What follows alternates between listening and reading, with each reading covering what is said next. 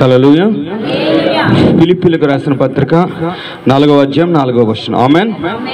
తీసిన వాళ్ళందరూ చెప్పండి బయటగా చదవండి.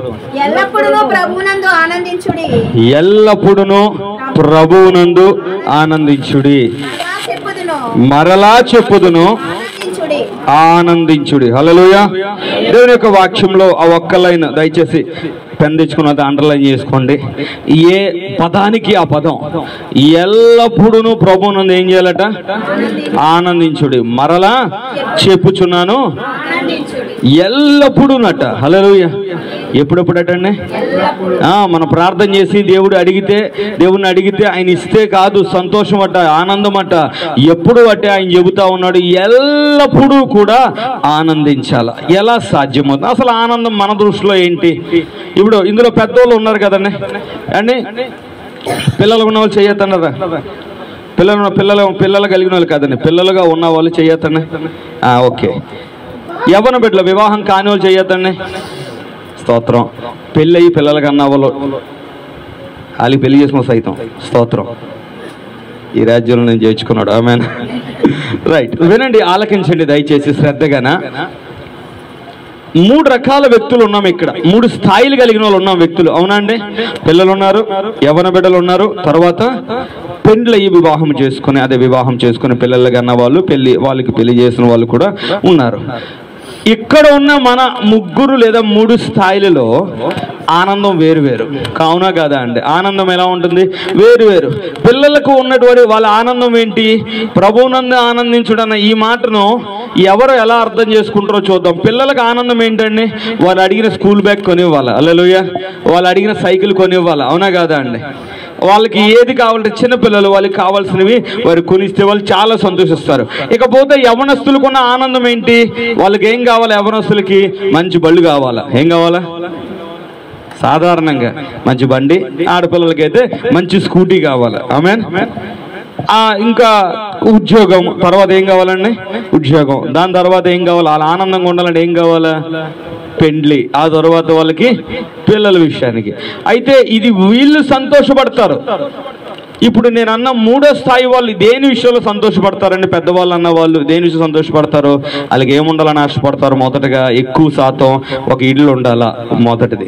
రెండోది నా పిల్లలు బాగుండాలా. ఎవరు బాగుండాలా? వీళ్ళకి బైకుతో పని లేదు. ఇంకప్పుడు వీళ్ళకప్పుడు వేరే వాటితో ఏ పని లేదు. స్కూల్ బ్యాగులతో, సైకిల్తో వీళ్ళకి ఏ పని లేదు. లాస్ట్ దాంట్లో ఉన్న మెచ్యూరిటీ మైండ్ ఉన్న వాళ్ళకి ఏముంటుందా అంటే నాకు ఇల్లు ఉండాలి. పని అది ఆలిక కాదు. ఎవరికి ఇల్లు? మళ్ళా నా పిల్లలకి ఇల్లు, నా పిల్లల కోసం ఇల్లు సిద్ధపరుస్తున్నాను, నా పిల్లల కోసం ఉండాలి. వీళ్ళ ఆశ ఆలోచన ఈ 3 స్థాయిలు 3వ స్థాయికి వచ్చేసరికి ఏమవుతుంది? పూర్తిగా మారిపోతుంది. ఆనందం ఏమైపోతుందట? పూర్తిగా మారిపోతుంది. అలానే ఈ 3 స్థాయిలు లోకంలో అందరికీ ఉన్నట్టుగానే దేవునిలో కూడా ఈ 3 స్థాయిలు ఉన్నాయండి. కొరింథీయులకు అపోస్తలుడైన పౌలు పత్రిక రాస్తూ చంటి పిల్లల్లో ఉన్నారు కాబట్టి మీకు పాలు పెట్టి పెంచాను అన్నాడు. అప్పుడు ఏమని పెట్టి పెంచారట? కొంచెం పాలు పెట్టిన తర్వాత వాళ్ళు మంచిగా బాగున్నారు, బలమైన ఆహారం తినడానికి వస్తుంటే వాళ్ళ యవ్వనస్తుల లెక్కలో చేర్చారు. మరి సంఘ పెద్దల లెక్కలు ఎవరిని చేర్చారు? బాగా బలిష్టమైన ఆహారం తిని శ్రేష్టమైనది ఏదో ఎన్నుకోవడం తెలిసిన వారిని పెద్దలుగా పెట్టారు. అంటే ఇందులో కూడా ఎన్ని గుంపులు ఉన్నాయి? దేవుని నమ్మిన వారిలో సంఘములో కూడా ఎన్ని గుంపులు ఉన్నాయి? 3 రకాల గుంపులు లేదా 3 రకాల వ్యత్యాసాలు ఉన్నాయి. మొదటిది బేబీ క్రిస్టియన్స్ అంటారు. హల్లెలూయా. ఎవరు వీళ్ళు? దేవుని కొత్తగా తెలుసుకున్న వాళ్ళు, దేవుని కొత్తలో వచ్చిన వాళ్ళు. వీళ్ళు ఎక్కువగా ఏం ఆశపడతారు? వీళ్ళ ఆనందం ఎందులో ఉంటుంది అంటే సాధారణంగా చెబుతున్నా కొంచెం వాక్యం తెలిసిన తర్వాత, కొంచెం వాక్యం మీద అవగాహన వచ్చిన తర్వాత, వాక్యం మీద చిన్న జ్ఞానం ప్రత్యక్షత రాగానే, ఆత్మీయ వరముల విషయాలలో కొంచెంగా అంటే అన్య భాషల విషయాల్లో, ప్రవచన విషయాలు రాగానే చాలా సంతోషపడతా ఉంటారు. వాస్తవం కాదా అండి? తొలి దినాలు దేవుని నమ్మిన తొలి దినాల పరిశుద్ధాత్మ అభిషేకం పొందుకున్న తర్వాత పట్టరాని ఆనందం. అయితే కొంత సమయం గడిచింది, వాక్యం నేర్చుకుంటా ఉన్నావు. ఇప్పుడు నీ కాన్సన్ట్రేషన్ అంతా దేని మీదకి వెళ్తుంది అంటే ఒక గిఫ్ట్స్ ఆపరేటింగ్ విషయానికి వెళ్తుంది. ఇప్పుడు దేని మీదకి వెళ్తుంది అనేది? వరాలు ఎలా వాడాలా, దేవుని విషయాల్లో వరాలు ఉన్నాయి కదా, ఆ వరములు ఏ విధంగా వాడాలంటారు. మొదటి లెవెల్లో, 2వ లెవెల్లో ఏముండదంటే స్టెబిలిటీ ఉండదు. ఏముండదు? మనకి స్టెబిలిటీ ఉండదు. అంటే స్థిరత్వం ఉండదు. భాషలు మాట్లాడినా పడిపోయిన వాళ్ళు ఉన్నారు. ఉన్నారా లేరా అండి? ప్రవచనం చెప్తున్న ఆత్మ ఉన్న కలిగిన వాళ్ళు కూడా పడిపోయిన వాళ్ళు ఉన్నారు. ఉన్నారా లేరా? కానీ ఆఖరి స్థాయి ఎవరైతే ఎంతమంది అయితే అనుకుంటూ ఉన్నారో నాగలి మీద చెయ్యి పెట్టి వెనక్కు తిరగని స్థాయి ఏంట్రా అంటే ఆత్మీయతలో వాళ్ళు పెద్దరికపు స్థాయిలోకి వెళ్ళిన వాళ్ళు మాత్రమే మరలా వెనక్కి చూడరటాలు. హల్లెలూయా. వీళ్ళు ఏం ఆలోచిస్తారో తెలుసా అండి? వీళ్ళు అన్య భాషల వరాలు కానీ ఆత్మీయ వరాలు కావాలా, వాక్యము కావాలా, అన్నీ కావాలా. ఈ లాస్ట్ లో వాళ్ళు ఎప్పుడు వెనక్కి తిరగరంటే వీళ్ళ ఆశ ఏముంటుందో తెలుసా? ఈ మూడో స్థాయిలో ఉన్నవాడు ఆశ పరలోకం ఉన్నది ఉంటుంది. ఆమేన్. ఈ మూడో స్థాయిలో ఉన్నవాడు ఆశ దేని మీద ఉంటది? పరలోకం మీద ఉంటది. ఇక ఈడు గిఫ్ట్స్ ఆపరేటింగ్ రాని, ఆ వాక్య విషయాలు ఎన్నైనా తెలియని, దేవుని పరలోకం విషయాన్ని వెళ్ళడానికి ఏం చేయాలో దాని మీదే వాడి దృష్టి ఉంటది. ఇప్పుడు ఈ మూడు రకాల విషయాల్లో నీది ఏ ఆనందం? హల్లెలూయా. వరములు పొందుకున్న ఆనందమా? వరములు చెడ్డవి కాదు, సుమి స్తోత్రం. కానీ నువ్వు అక్కడే ఆగడం మంచిది కాదు. వాక్య పరిజ్ఞానము, వాక్యం ప్రత్యక్షత మంచిది కాదా? లేదు, మంచిదే. కానీ నువ్వు అక్కడే ఆగకూడదు. ఈ రెండిటిని పట్టుకొని మూడవ దాని మీద గురి పెట్టుకోవాలి. ఆమేన్. పరలోకము వెళ్ళే విషయాల్లో ఏం చేయాలంటే గురి పెట్టుకుని బతకాల. నీ ఆశ అదే ఉండాలి, నీ ఆలోచన అదే ఉండాలి. అప్పుడు నువ్వేం చేయగలవు తెలుసా అండి? మొదటి వాడు స్టెబిలిటీ ఉండదన్నాను. వీళ్ళు అన్య భాషలు మాట్లాడతారు, దేవుల్లో ఉంటారు, కానీ దర్శనాలు చూస్తారు. కానీ శోధన రాగానే గడ్డి పువ్వు వాలిపోయినట్టుగా టప్పని వాలిపోతుంది. మెడ ఏమవుతుంది? కోడి మెడ వాలిపోతుంది. గట్టిగా ఎండగాసిన కోడి మెడ ఏమవుద్ది? అలా వాలిపోతుంది. ఒక శోధన రాగానే తప్పేలేం పడిపోతారు. హల్లెలూయా. ఒక ఇబ్బంది రాగానే తట్టుకుంటారండి, తట్టుకోరని అని అనట్లేదు. తట్టుకుంటారు. ఇంకా తట్టుకోలేని శోధన వాళ్ళు అనుకునే సమయంకి వెంటనే ఇంక చాలు, మనకు అవసరం లేదు అంటారు. హల్లెలూయా. రెండవ రకం చెప్పాను. ఇందులో కొంచెం వాక్యం తెలుస్తుంది. వీళ్ళకి ఏం తెలుస్తుంది? ఇప్పుడు బైబిల్ మొత్తం బ్రతుకు దేనికోసం మనకే? ఏమండి, బైబిల్ మొత్తం దేనికోసం మనకు అసలు చెప్పండి? పరమునకు పోయే జీవ మార్గం కోసం. ఆమేన్. ఆత్మీయ వరాలు దేని కొరకు? సంఘక్షేమ అభివృద్ధి కొరకు. అవునా? ప్రవచనమైన ఏదైనా దేవుని రాజ్యాన్ని విస్తరింపజేయడం కొరకు. ఈ రాజ్యం ఇక్కడ దేని కొరకు కట్టబడుతుందంటే ఇక్కడ ఉన్న వాళ్ళ ప్రయాణం అల్లా కూడా ఎక్కడ కొరకట? పరలోకం కొరకు సిద్ధపాటు. హల్లెలూయా. నువ్వు బాప్తిజం తీసుకున్న తొలి దినాల్లో ఇంకా ఉన్నట్టుగా ఉన్నావేమో, లేకపోతే నేను సూపర్ సీనియర్ అంటూ ఉన్నావేమో, కానీ నీ ఆశ కనుక ఇంకా ఇక్కడే ఉందనుకోండి, నువ్వు ఎందులో ఉన్నట్లు లెక్క? మధ్య గుంపులో ఉన్నావు. నీకు ఏముండదు? స్టెబిలిటీ ఉండదు. శోధన రాగానే స్తోత్రం పడిపోతావు. హల్లెలూయా. వెనక్కి వెళ్ళిపోతారట. ఆమేన్. వాక్యంలో ప్రభు చెబుతున్న మాట శ్రద్ధగా ఆలకించండి. మనము ఉన్న స్థాయిని బట్టి ఈరోజు ఈ వాక్యం మాత్రం మూడవ స్థాయికి చెందిన వారికి. హల్లెలూయా. ఏ స్థాయి గట? అమ్మా, యేసు ప్రభువుని ఎందుకు నమ్ముకున్నావు? బాగుపడుతున్నాను బాబా. ఏం చేస్తారని అది వాళ్ళకి కాదు ఈ వాక్యం. ఆమేన్. యేసు ప్రభువుని ఎందుకు నమ్ముకున్నావు అంటే నా పాపాలను తీసేశాడు, నా కొరకు ప్రాణం పెట్టినాడు ఆయన ఒక్కడే. ఆయన్ని నమ్ముతున్నాను, ఇదిగో నాకు పరలోక రాజ్యంలో చోటు ఇచ్చాడు. వాస్తవంగా క్లియర్ గా స్పష్టంగా చెప్పాడు. ఆయన ఏమని అన్నాడంటే, నేను మీ కొరకు స్థలం సిద్ధపరచ వెళ్తున్నాను అన్నాడు. ఆమేన్. అలా చెప్పిన వాళ్ళు ఎవరు ఉన్నారా? మనకి లేదు కదా. పరలోక రాజ్యంలో నా తండ్రి దగ్గరికి వెళ్ళడానికి ఇదిగో నేను తప్ప మీకు అక్కడికి వేరే వెళ్ళడానికి ఆల్టర్నేటివ్ మార్గం ఏమీ కూడా లేదు. కాకినాడ రావడానికి వైజాగ్ నుంచి బోర్డు షార్ట్ కట్లు ఉంటాయి, బోర్డు మార్గాలు ఉంటాయి. ట్రైన్ దూరం వచ్చిన ట్రైన్ దూడ వస్తాడు, బస్సు మీద వచ్చిన బస్సు దూరం వస్తాడు. హల్లెలూయా. లేదు అంటే నాకు సొంత బైక్ ఉంది, సొంత కారు ఉందన్నవాడు ఆయా మార్గాల ద్వారా వస్తారు. తుండి మీద నుంచి ఒకడు వస్తే రాజమండ్రి నుంచి ఒకడు వస్తాడు. వాడి ఇష్టం, డబ్బులు ఎక్కువ తక్కువని బట్టి. కానీ పరలోకము వెళ్ళడానికి, నీ ఆత్మ విశ్రాంతికి, నీ ఆత్మ రక్షణకు మాత్రం ఉన్న మార్గం ఏంటంట? ఒకే ఒక మార్గం. ఆయన చెప్తా ఉన్నాడు యోహాను 14:6 ఆయన చెప్పిన మాట. అందుకు యేసు నేనే మార్గము అని స్పష్టంగా చెప్పారు. ఇప్పుడు నువ్వు ఎందుకొరకు ఆనందించాలంటే ఇక్కడ విషయం కాదు ఆనందపడాల్సింది. ఇక్కడ శోధన విషయం కాదు, ఇక్కడ శ్రమ విషయం కాదు, ఇక్కడ శ్రమల సంగతి. ఫిలిప్పీలకు అపోస్తలుడు రాస్తూ పౌలు రాస్తున్న ఆ మాట చెబుతూ ఉన్నాడు. ఎల్లప్పుడూ ఆనందించమన్నాడు ఆయన. ఆమేన్. ఈరోజు ఇంటి అది కట్టడానికి డబ్బులు వచ్చే స్తోత్రం స్తోత్రం స్తోత్రం, రాకపోయినా ఆరాధన గదయా. హల్లెలూయా. రాకపోయినా ఏమాకూడదు? ఆరాధన ఆగిపోయిందంటే స్తోత్రం నువ్వు బాలుడు అని అర్థం.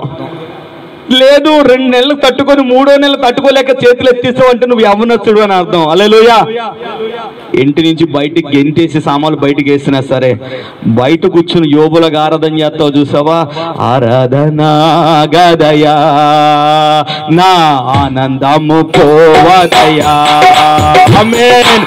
ఆరాధన గదయా నా ఆనందము పోవదయా.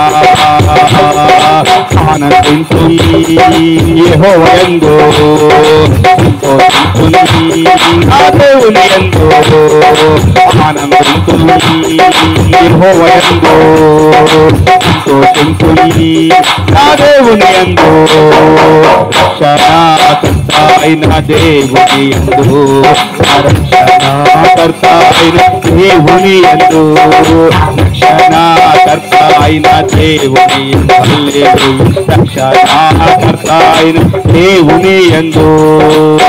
హల్లెలూయా. ఆరాధన ఏం చేయకూడదట? గట్టి చెప్పండి.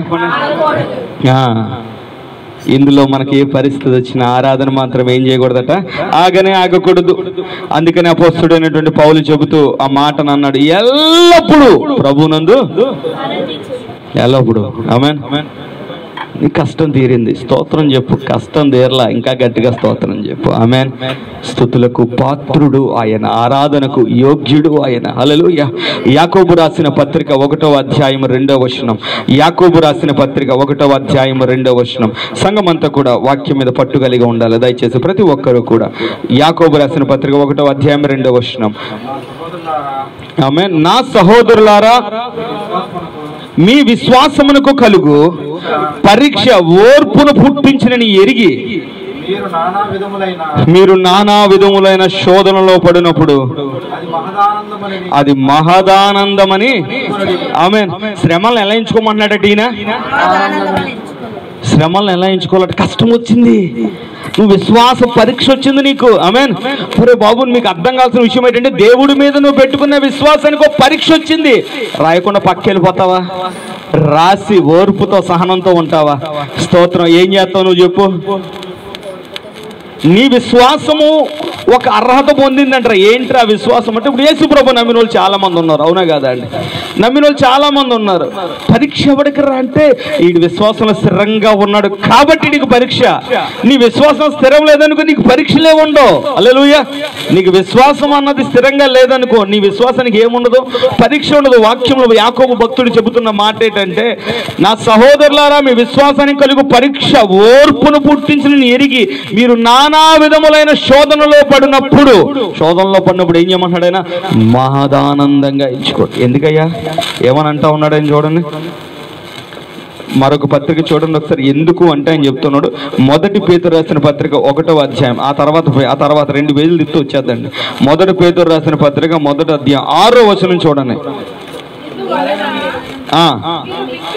ఇందువలన మీరు మిక్కిలి ఆనందించున్నారు కానీ అవసరమును బట్టి నానా విధములైన శోధనల చేత ప్రస్తుతమున కొంచెము కాలము మీకు దుఃఖము కలుగుచున్నది. ఎంతకాలం అట? ఎందుకు ఆనందించమాడంటే, ఇది ఎంతవరకు? కొంతకాలం. హల్లెలూయా. ఇది కొంతకాలం. ఇది కొంతకాలం నువ్వు తట్టుకోగలిగితే నీ విశ్వాస పరీక్షకు బహుమానం ఇస్తాడు దేవుడు. ఆమేన్. నీ విశ్వాస పరీక్షకు దేవుడు ఏమిస్తాడట? బహుమానం ఇస్తాడట. ఆమేన్. ఆమేన్. 10వ తరగతి రాసి కూడా 6 రోజులు ఎగ్జామ్ రాస్తాడు. ఎగ్జామ్ రాసి ఎన్ని రోజులు ఎదురు చూస్తాడు? నెల 2 నెలలు ఎదురు చూస్తాడు, అవునా కాదా? అరే 10వ తరగతి ఒక ఏడాది చదివిన చదువుకు పరీక్షది. నీ జీవితానికి పరీక్ష పెడతాడు దేవుడు. నీ జీవితంలో నువ్వు ఎదుర్కొంటున్న ప్రతి దినము కూడా పరీక్ష ఎదురవుతుంది. ఈ పరీక్షకు దేవుడు ఒక గైడ్ ఇచ్చే. నీ చేతిలో ఉందండి గైడ్? అది ఉందా నీ చేతిలో గైడ్? ప్రతి పరిస్థితిలో ఎలా ఉండాలి అన్నది ఆ గైడ్ లో రాయబడింది. ఈ లోకంలో ఎంత గొప్ప దేవుడు రా నీ దేవుడు అంటే, ఎగ్జామ్కి వెళ్ళి వాళ్ళు పుస్తకం పట్టుకెళ్ళి వాళ్ళు ఎంతమంది అండి? పట్టుకెళ్తారు పుస్తకం? పట్టుకెళ్ళరు కదా. చూడకుండా జాగ్రత్తగా రాయాలి. కానీ నీ దేవుడు ఎంత గొప్పవాడు తెలుసా? గ్రంథం నీ చేతిలో పెట్టి శ్రమలు వస్తే నువ్వు తట్టుకో. హల్లెలూయా. ఏం చేయాలో చదువు, అందులో ఉంటుంది, దాని ప్రకారం చేసేయి. సీక్రెట్ ఏమీ లేదు. వాక్యంలో ఆయన అంటా ఉన్నాడు, మహాశోధనలు కలిగినప్పుడు నీ విశ్వాసానికి పరీక్ష వచ్చిందని అర్థం చేసుకో, ఆనందపడు. ఆమేన్. పరీక్ష వస్తే ఏమవుతావు? తర్వాత రిజల్ట్ వస్తుందా రాదా? నువ్వు సరిగ్గా రాసావు, నీ విశ్వాసం నీకుంటే అది బహుమతి ఎత్తదో తేదా? ఆనందం ఎత్తదే కదా. అందుకని మహాశోధనలో మీరు పడినప్పుడు ఏం చేయాలట? మహదానందం పొందాలట. హల్లెలూయా. మహాశోధనలో ఎంత పెద్ద శోధన అయితే అంత పెద్ద ఆనందం, అంత పెద్ద విజయం. ఆమేన్. దేవుడు ఇచ్చిస్తున్న మాట అది. ఈ రోజున యేసు ప్రభువు నమ్మిన అనేక మంది జీవితాలు మారుతున్నాయి, కానీ విశ్వాసం పరీక్ష వచ్చేసరికి పడిపోతున్నారు. ఏ పరీక్ష అండి? విశ్వాస పరీక్ష రాగానే తపక్కన పడిపోతున్నారు. మాకు అంత లేదు ఇంత లేదండి, మేము దేవుడు అంటే చాలా గొప్పండి అంటారు. కానీ విశ్వాస పరీక్ష రాగానే పేలం పడిపోతారు. దేవుడు ఏం చేయొద్దంటే అది చేయడం మొదలు పెడతారు. దేవుడు ఎలా ఉండొద్దంటే అలా ఉండడం మొదలు పెడతారు. ఎంతకాలము నేను కాబట్టి తట్టుకున్నానండి అంటే ఎవరు వల్ల అవుతుంది అసలు చెప్పండి? ఎంతకాలం నిన్ను తట్టుకున్నాడు దేవుడు. స్తోత్రం, హల్లెలూయా. వాస్తవం ఏంటంటే ఎంతకాలం నిన్ను తట్టుకున్నాడు దేవుడు.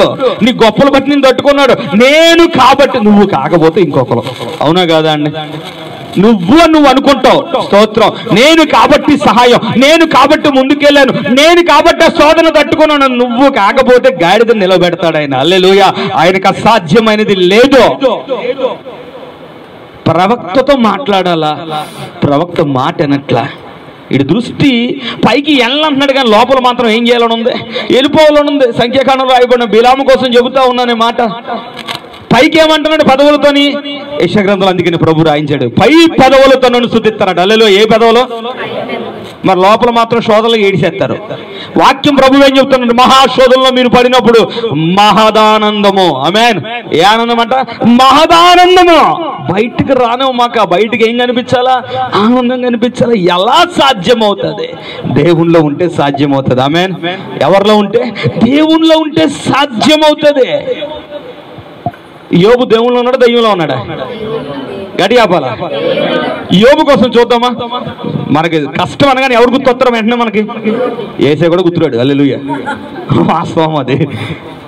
యోబు గుర్తొస్తారు కదా. సరే, యోబు గ్రంథం తీయండి. తీసిన వాళ్ళు ఆమె చెప్తారా? 29వ అధ్యాయం తీయండి. ఈసారి ఆమె చెప్పండి.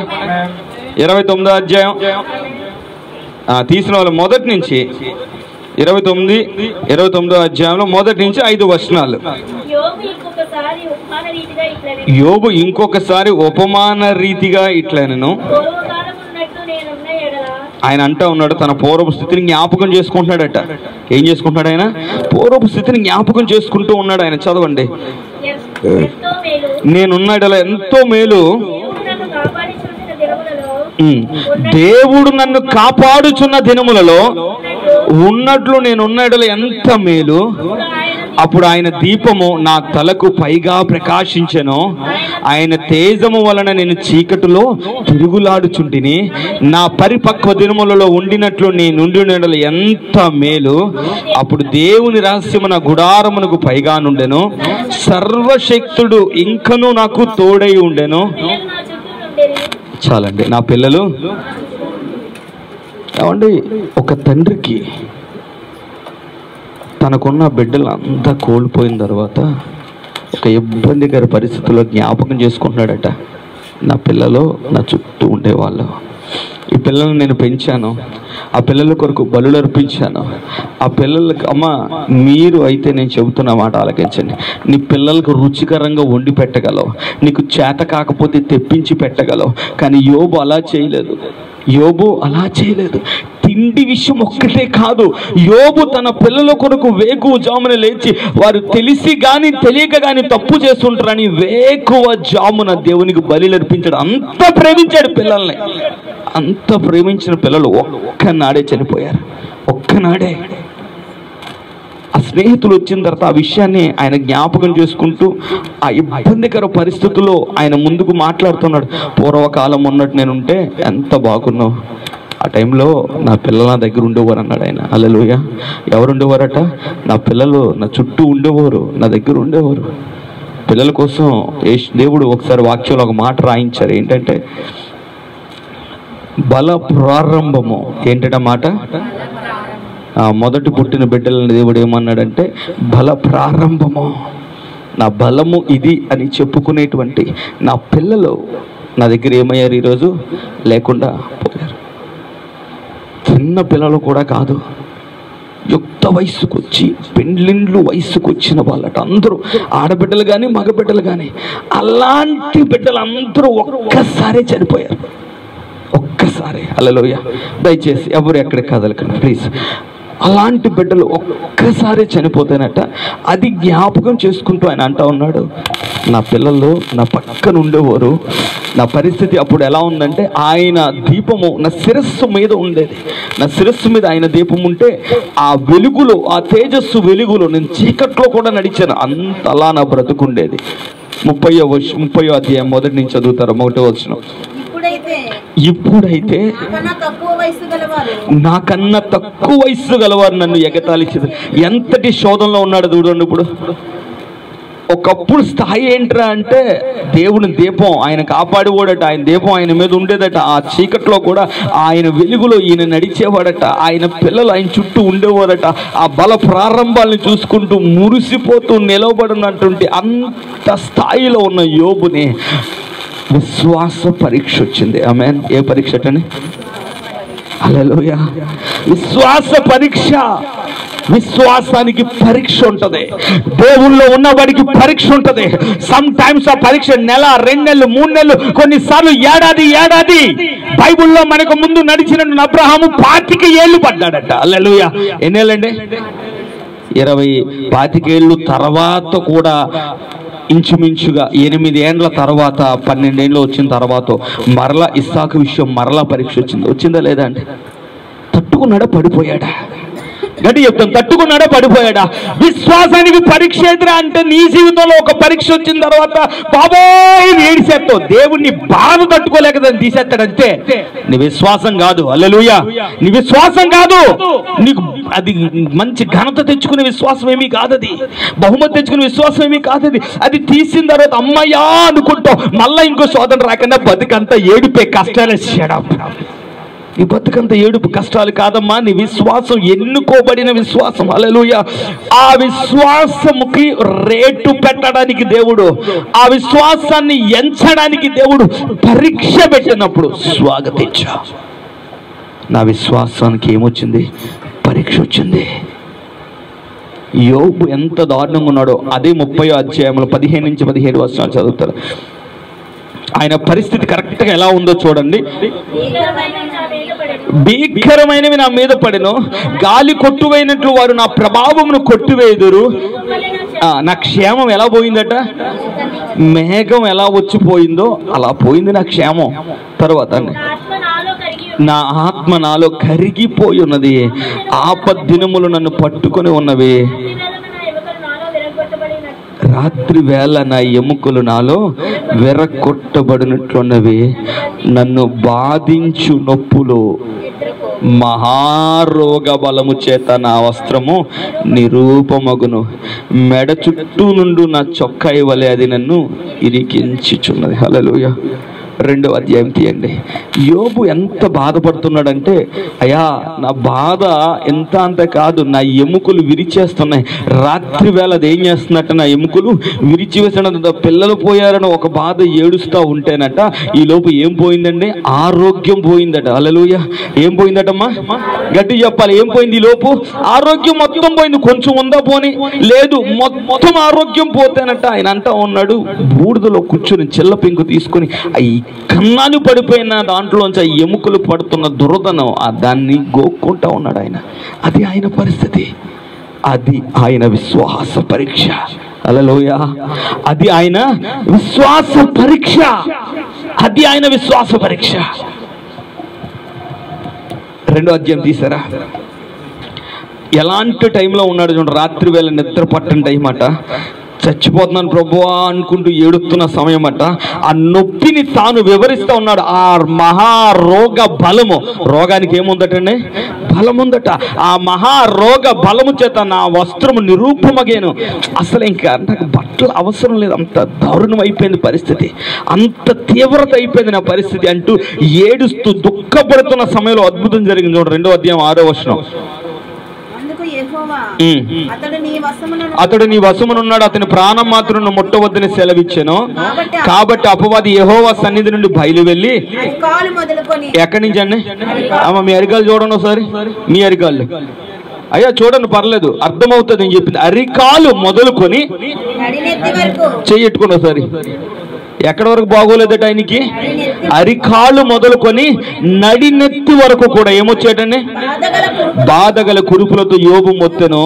అతడు ఒళ్ళు గోకు కొనుటకు చెల్ల పెంకు తీసుకుని బూడిదలో కూర్చున్నప్పుడు ఇందాక మీరు చదివిన వచనాల అర్థం అది. ఆయన బాధ, ఆ బాధ, ఆ రోగ బలమట అతన్ని పడుకోనివ్వట్లేదు. ఆ రోగానికి ఉన్నటువంటి ఆ శక్తి వల్ల అతను ఎముకలు విరిచి వేస్తున్నంత బాధ. మనసు ఆల్రెడీ ఇరిగిపోయింది. తన పిల్లలందరూ ఏమయ్యారండి? తన పిల్లలందరూ ఏమయ్యారు? చనిపోయారు. తన పిల్లలందరూ చనిపోయారు. తనకున్నదంతా పోయింది. చివరికి ఆ యొక్క శరీరము నడినెత్తి మొదలుకొని అరికాలు వరకు కూడా ఏనదట, ఒక్క చోట బాగున్నది అన్నది లేదు. హల్లెలూయా. నాకేముందండి, ఓ చెయ్యి నొప్పి ఉంది. ఏముంది? నాకు చెయ్యి నొప్పి, ఛాతీ నొప్పి ఉంది. మీకు ఓ నడు నొప్పి ఉంటుందో, కడుపు నొప్పి ఉంటుంది. యోబుకి ఏముంది? ఏ చోట నొప్పి లేదు యోబుకి, ఏ చోట గాయం లేదు యోబుకి, ఏ చోట ఇబ్బంది లేదు యోబుకి. అలాంటి యోబట అంటా ఉన్నాడు, ఇబ్బందికర స్థితిలో తిట్టేహ దేవుని అన్నదట ఆవిడ. చదవండి ఆ మాటను కంటిన్యూగా. అతని భార్య వచ్చి, నీవు ఇంకను యథార్థంగా వదలకుందువా? దేవుని దూషించి మరణముగా, దేవుని దూషించి చచ్చిపో. ఇంకా నీకు విషయం చెప్పనా, యోబు భార్యకు ఉన్న జ్ఞానం మళ్ళీ ఎవరికీ లేదు. నిజం చెప్తున్నానండి, మీరు ఎప్పుడు అలా చదువు ఉండరు. యోబు భార్యకు ఉన్న జ్ఞానం మనలో ఎవరికీ లేదు. ఎందుకు చెప్పనా అండి, యోబు బలహీనుడు కాదు. యోబు బలహీనుడు కాదు, బలముగా శరీరపరంగా బలమైన వాడు, మనస్సులో ఆత్మీయంగా ఆయన బలమైన వాడు. ఎంత బలమైన వాడు అంటే, తనకున్న ఆస్తి అంతా పోయిందని చెప్తే ఏమన్నా ఎలా ఉన్నాడంటే, స్తోత్రం అన్నాడు ఆయన. హల్లెలూయా. బలహీనుడా బలవంతుడా? పిల్లలందరూ చచ్చిపోయారయ్యా అన్నాడు. వచ్చి ఒకడు మొత్తం అందరూ వచ్చి చచ్చిపోయారంటే ఏమన్నాడు? బాధపడ్డాడు. కానీ చనిపోయాడా బతుకున్నాడా? మనలో కొంతమంది ఉంటాం, ఎంత బలమైన ప్రేమరా అంటే, ఏదో చెప్తున్నాను, దేవుని మీద కూడా అంత ప్రేమ ఉండదు మనకి. ఫోన్ చేసి, ఏమండి ఇగో మీ పిల్లోడికి ఇలా అయిందని టప్పని ముందు ఈయన పడిపోతాడు. పూర్తి వివరం ఏమి వినరు. ఎందుకంటే ప్రాణం ఎక్కడ ఉండిపోయింది? అక్కడ ఉండిపోయింది. యోబు ప్రాణం అలా లేదు, యోబు ప్రాణం దేవునితో ఉంది. పిల్లలందరూ చచ్చిపోయారని చెప్పినా సరే బతుకున్నాడు. భార్యకి ఏమర్థమైందిరా అంటే, ఆహా చూస్తా ఉంది, వీడికి మనస్సు దేని మీద లేదు? ఆస్తి మీద లేదు, పిల్లల మీద లేదు. మూడో శోధన వచ్చింది. ఈసారి శోధన దేని మీద వచ్చింది? కింద అరికాలు మొదలుకొని నడినెత్తి వరకు కూడా ఆ యొక్క కురుపులతో ఇబ్బంది పడుతున్న సమయంలో అలాంటి జబ్బు ఎవరికొని వస్తే చచ్చిపోతాడు ముందు. ఏమంటే చచ్చిపోయే వాళ్ళు కడుపు నొప్పి కోసం చచ్చిపోయిన వాళ్ళు ఉన్నారా లేదా? తలనొప్పి కోసం చచ్చిపోయిన వాళ్ళు ఉన్నారా లేదా? తలనొప్పి చంపడం, కడుపు నొప్పి చంపడం కాదు. వీళ్ళు చచ్చిపోతారా లేదా? యోబుకి అంతకంటే దారుణమైన పరిస్థితి. కానీ యోబు ఎలా ఉన్నాడు? ఇంకా బతుకున్నాడు. అప్పుడు అర్థమైంది ఏంటంటే, యోబు అలా ఆవిడికి వీటి వల్ల దేని వల్ల సావడం, దేవుణ్ణి దూషిస్తే ఏమవుతాడు? హల్లెలూయా. దేవుణ్ణి దూషిస్తే వీడిని చంపగలిగేది ఏంట్రా అంటే, దేవుణ్ణి దూషిస్తే వీడు ఏమవుతాడు? ఆటోమేటిక్గా చచ్చిపోతాడు. పిల్లలు లేకపోయినా బతకగలిగాడు, ఆస్తి లేకపోయినా బతకగలిగాడు, చివరికి తన ఆరోగ్యం లేకపోయినా బ్రతుకుతున్నాడు. కాబట్టి ఇక ఏది తీసేయాలి దగ్గర నుంచి? దేవుణ్ణి తీసేయమని చెప్తే చాలు, ఇంకేమవుతాడు? చచ్చిపోతాడు. అలాంటి బాధా పరిస్థితుల్లోట భార్య వచ్చి అన్న మాట, దేవుణ్ణి దూషించి. యోబు ఏమన్నాడు చూడండి. అందుకతడు ఎలా మాట్లాడుతున్నావట? గడి చెప్పండి, ఎలా మాట్లాడుతున్నావట?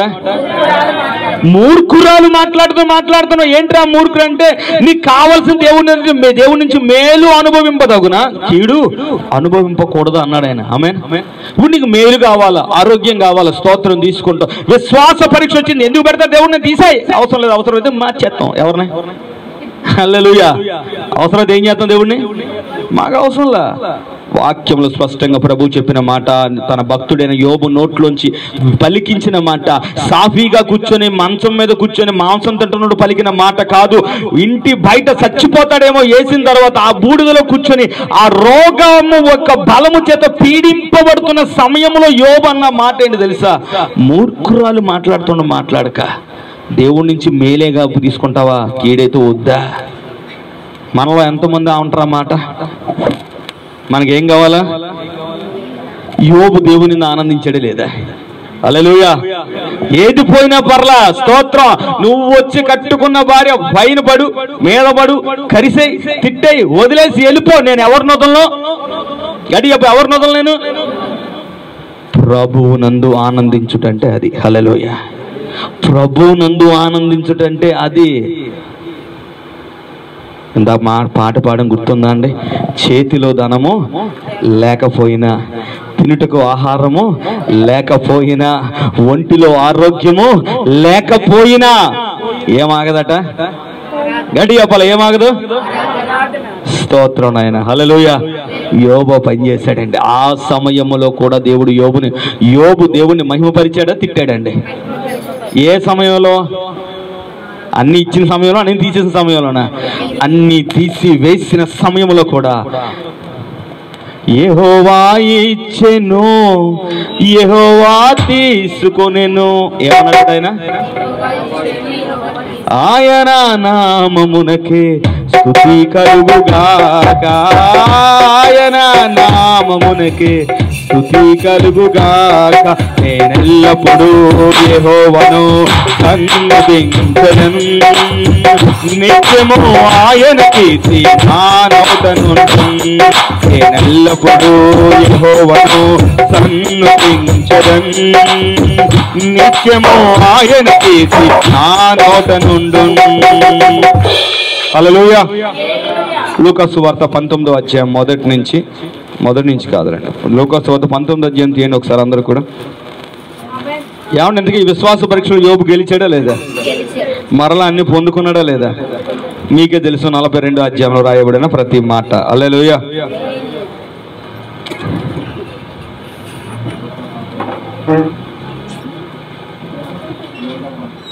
ఒక్క నిమిషం.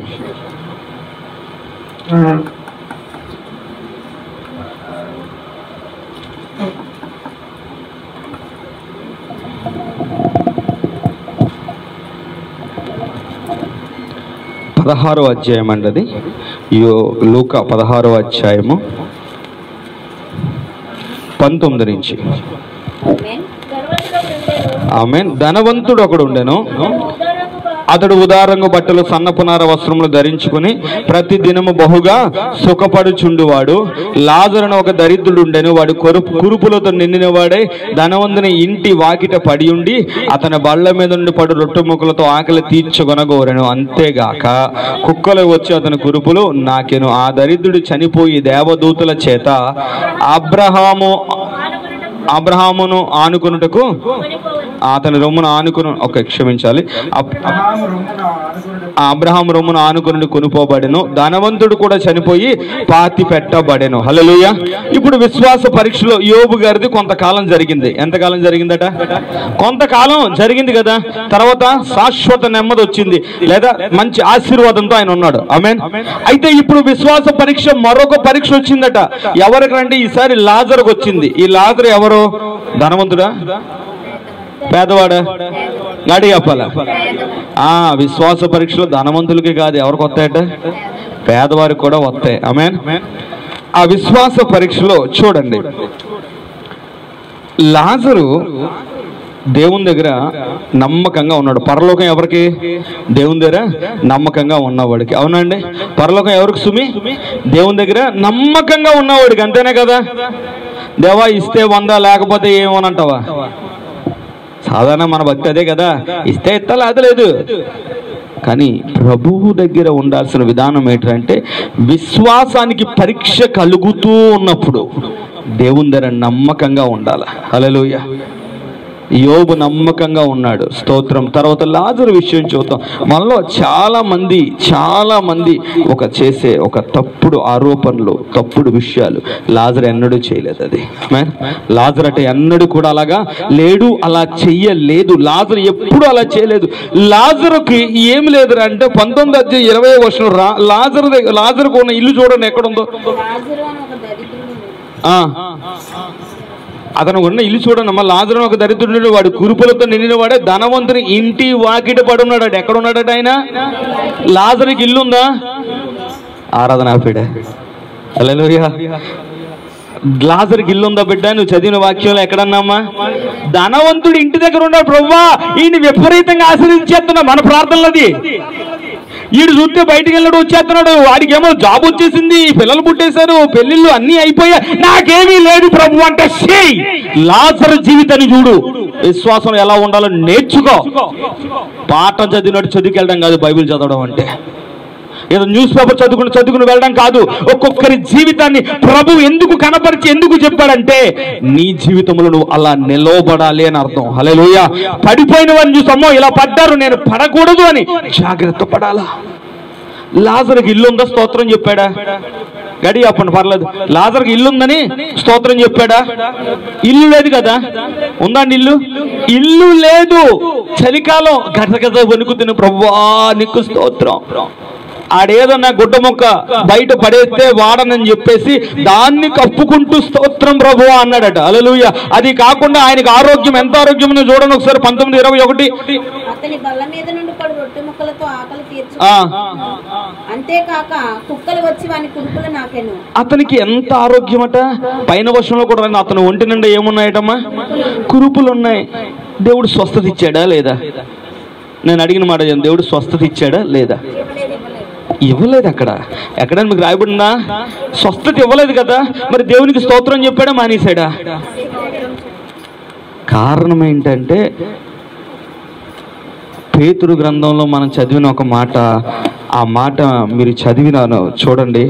కొంచెం కాలం శోధనట. 1 పేతురు 1:6-7 మనం చదువుకున్న మాటే కొంచెము కాలము శోధన. ఎంతకాలం అట?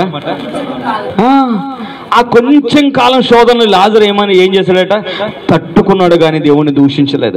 తట్టుకున్నాడు కానీ దేవునికి మీద తిరుగుబడలేదు. తట్టుకున్నాడు కానీ కుడికి కానీ ఎడమకి కానీ ఏం చేయలేదు. ఈయన తొలగిపోలేదు. ఆయన దగ్గర ఏం లేదు, ఇల్లు లేదు. తర్వాత ఆహారం మనకు తెలుసు. ఆహారం, ఏ ఆహారం తినబడటైనా ధనవంతుడు ఏదైనా పడిసేస్తే ఆ పాచిపోయిందో కిందన పడిందో, కుక్కలు అక్కడున్న కుక్కలు నాకేసినవో ఏదన్నా బయట పడేస్తే ఆహారము లేని స్థితిలో కూడా అట. నేను చెప్తా ఉన్నాను, ఆలకించండి. ధనవంతుడు బాగా తిని రాత్రి పడుకుని పోతే, పని వాళ్ళందరూ కూడా రాత్రి పడుకుని పోతే, ఉదయాన్నే లేచిన వెంటనే పనులు ఏం చేస్తారో, లేచిన వెంటనే రాత్రి వంట పాత్రలో ఏటేటి ఉండిపోయాయో అవన్నీ తీసి ఉదయాన్నే పడిసేటప్పటికి 90% ఎంత శాతం? 90% పాడైపోవా? పాడైపోయి బయట పడిసేస్తానట. అక్కడ జాగ్రత్తగా మీరు ఇంటి వాకిట అంటే జాగ్రత్తగా మీరు ఆలోచించవచ్చు, లేదా మీరు ఆలోచించవచ్చు. ఏమనంటే ధనవంతుడి పెద్ద ఇల్లు ఉంటుంది, ఆ ఇంటి వరండా ఉంటుంది కదా, ఆ వరండా దగ్గర ఉన్నాడేమో కాదు, వరండాలోకి కుక్కల్ని రానివ్వరు. హల్లెలూయా. ఇంటి బయట, వాకిటి బయట చెత్త పడేసే దగ్గర ఉన్నటువంటి జీవితం ఎవరిదంటే లాజర్ది. అక్కడ పడిపోయిన రొట్టె ముక్కలు, ఆ పాడైపోయిన రొట్టె ముక్క, ఉన్న రొట్టె ముక్క ఆహారం ఏదైతే దాన్ని పట్టుకొని యోబు ఏమని ఉంటాడు తెలుసా? ప్రభువా మంచి ఆహారం ఇచ్చా, నీకు వందనాలు. ఇచ్చిన ఆహారం బట్టి నీకు స్తోత్రాలు. మనకి ఏం పెట్టినా సరే తిరిగేసి తిడతాం. హల్లెలూయా. మనకి ఏం పెట్టినా సరే ఎవరిని తిడతాం? ఇంట్లో తిరిగేసి ఇంట్లో వాళ్ళు తిడతాం. ఇదే నాకు వద్దా, నేను తిన్నా తెలుసు కదా. యోబు విషయంలో ఆలోచన చేయండి అమ్మా. లాజరు విషయంలో జ్ఞాపకానికి తెచ్చుకోండి. ఎలాంటి విశ్వాస పరీక్షల వారు తట్టుకొని నిలబడ్డారు. అతని బాగు చేయించుకోవడానికి డబ్బులు లేవు, తనని బాగు చేయించేవారు ఎవరో కూడా లేరు. అనారోగ్యం నెల వారం రోజుకి కూడా క్షీణమవుతున్నా సరే నోట్లో స్తుతి ఆగలేదు ఆయనకి. హల్లెలూయా. క్షీణించిపోతున్నా ఏమవలేదంటే నోట్లోని స్తుతి ఆగలేదు. ఈరోజు నీ జీవితంలో ఏదన్నా చిన్నది సంభవిస్తే స్తుతి ఆగిపోద్ది. చిన్న తలనొప్పి వస్తే మందిరం ఆగిపోతాం. చిన్న ఇబ్బంది వస్తే స్తోత్రం నాకు అవసరం లేదంటాం. చివరికి చచ్చిపోతేనట వాక్యంలో స్పష్టంగా రాయించిన మాట, ఒక కాలంలో లాజరు చనిపోయాడు, అలాగే ధనవంతుడు కూడా చనిపోయి పాతి పెట్టబడిన మాట ఉంది. చూడండి, ఉందా ఆ మాట? అలాగే 22వ వచనం. ఆ దరిద్రుడు చనిపోయి, దేవదూతలు చనిపోయాడు. తర్వాత ఎక్కడికి వెళ్ళాడట? దేవదూతల చేత కొనుక్కోబడ్డాడు. సరే, ధనవంతుడు కూడా చనిపోయి ఏం చేయబడ్డాడు? లాజరు శవాన్ని ఏం చేశారు? ఎవరు లేరండి. హల్లెలూయా. ఏం లేరు ఆయనకి? ఎవరు లేరు. భార్య లేరు, పిల్లలు లేరు, తల్లిదండ్రులు లేరు, ఎవ్వరు లేకపోయినా నాదా నువ్వు ఉన్నావంటూ ఉన్న చోట్లోనే, ఆ కురుపులతోనే, ఆ వ్యాధితోనే, చలి అయితే చలి, వర్షం అయితే వర్షం, ఆ స్థితిలోనే దేవునికి స్తోత్రాలు చెల్లిస్తూ బతికాడట. హల్లెలూయా. ఈరోజు నువ్వు కృతజ్ఞత కూడుకోటి ఎట్టుకుంటే నీకేం కావాలా? చెప్పండి, నీకేం కావాలా? ఒక సాక్ష్యం కావాలా? ఏం కావాలి నీకు? సాక్ష్యమా? లాజర్కి ఏ సాక్ష్యం ఉంది? నువ్వు అనుకునే సాక్ష్యం లాజర్ దగ్గర లేవు, దేవుని దగ్గర సాక్ష్యం ఉందట. అబ్రహాము చెప్పాడట సాక్ష్యం. బ్రతికినంత కాలము కూడా కష్టాన్ని అనుభవించాడు, ఇప్పుడు నెమ్మది పొందుతున్నాడు అన్నాడట. హల్లెలూయా. అంటే బతికినంత కాలం కష్టం అనుభవిస్తూ కూడా, బాధను అనుభవిస్తూ కూడా దేవునికి విరోధంగా మాట్లాడిన బతుకు లాజరుకున్న బతుకు. హల్లెలూయా. ఈ రోజు నీ బతుకు ఏంట్రా అంటే, కష్టం వస్తుందండి, బాధ వస్తుందండి, ఇబ్బంది వస్తుందండి, కాబట్టి వద్దండి.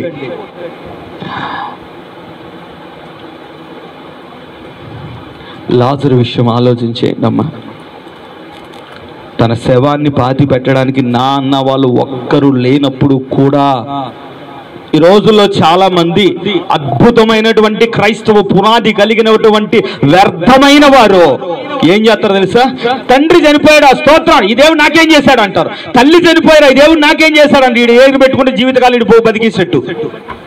పోనీ నా అనుకున్నవారు ఎవరైనా చనిపోయారా, దేవుడు నాకేం చేశాడు అంటాడు. స్తోత్రం.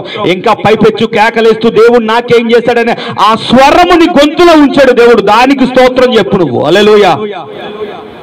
ఆయన చేతిలో సమస్తం ఉండగా దేవుడు మన ముందు కొంతమందిని పెట్టి చూపించి వెళ్ళాడు. విశ్వాసానికి పరీక్ష వస్తుంది, కానీ మీరు ఏం చేయాలట? ఫిలిప్పి 4:4 చెబుతున్నమాట, ఎల్లప్పుడూ ప్రభువునందు ఆనందించుడి. ఆమేన్. ఈ రోజు నీకు రిజల్ట్ వచ్చింది అనుకో, నువ్వు ఆనందపడతావు. రేపు ఇంకో ఎగ్జామ్ రాస్తావు, రిజల్ట్ ఏమవుతుంది?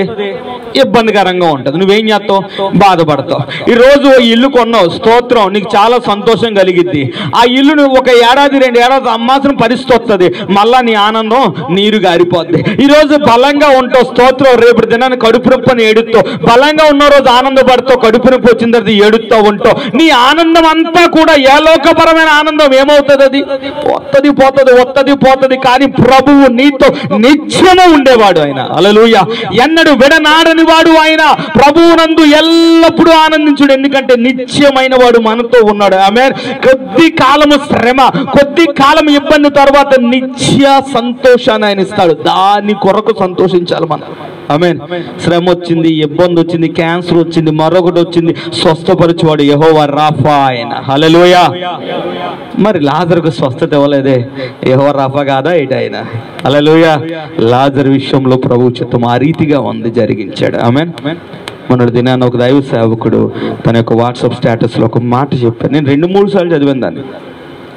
Thank you for all your prayers now అని చెప్పి ఆ చిన్న బిడ్డ పేరు పెట్టి, she's taking rest and she's free from the pains of the death అని చెప్పి పెట్టారు. దాని అర్థం ఏంటంటే, ప్రార్థించిన మీ అందరికి కూడా వందనాలు, ఇప్పుడు ప్రభు దగ్గర ఆ చిన్నది విశ్రాంతి పొందుతుంది, నెమ్మది పొందుతుంది అని అన్నారు. మరణపు నొప్పుల నుంచి ఏం పొందుకుందట ఆవిడ?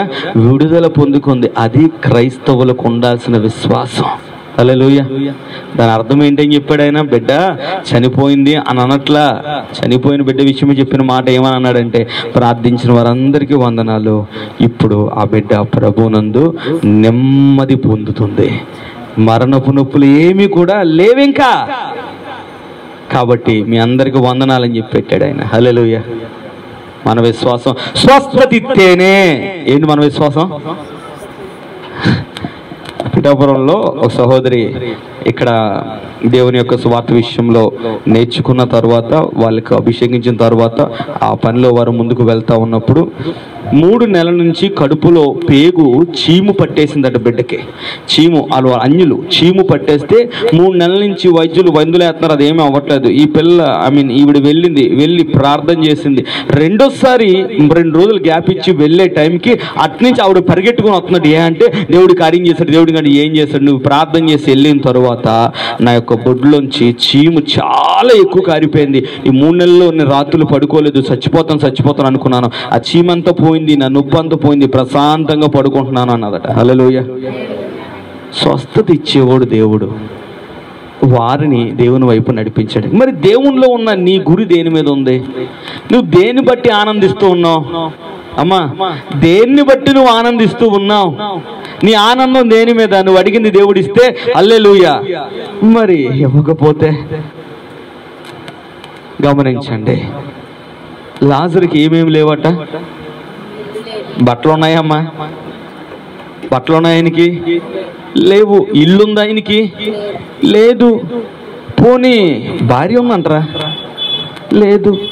పోనీ మంచి ఆరోగ్యవంతుడా?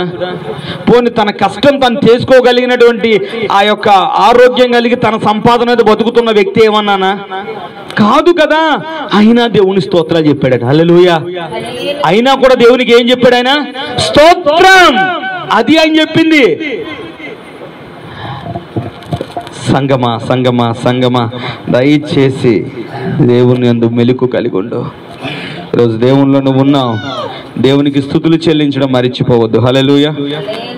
ఫిలిప్పి 4:4 ప్రభువు చెప్పిన ఆ మాట ఏంటన్నమాట? ఆ ప్రభునందు ఆనందించుడి. మరలా చెప్పుచున్నాను, ప్రభునందు ఆనందించుడి అని ఆ మాట చెప్పింది ఎవరు? ఫస్ట్ చదవండి, టైటిల్ చదవండి. ఫిలిప్పీలు రాసిన పత్రిక 1వ అధ్యాయం పైన టైటిల్ ఉంటుంది, అపోస్తుడైన పౌలు ఫిలిప్పీలకు రాసిన పత్రిక. అపోస్తుడైన పౌలు ఎవరికి రాశాడట? చెప్పి నేను ఎక్కడి నుంచి రాశాడు తెలుసా? ఎందుకే లెటరు? రోమ్ ప్రాంతం నుంచి లెటర్ రాశాడు, ఉత్తరం రాశాడు. ఆయన జైలు ఒక ప్రత్యేకమైన పేరు ఉంటుంది, దానికి మెమెంటైన్ జైలు అని చేసి ఒక పేరు ఉంది. ఆ జైలు ఎలా ఉంటే ఇలా పైకి ఒక గది కనబడుతుంది, దానికి ఒక కన్నం ఉంటుంది. ఆ కన్నం నుంచి మనిషిని కిందన పడేస్తారు. ఆ కన్నంలోంచి కిందన పడిసిన తర్వాత ఆ పైనుంచి ఉన్న లైటింగే.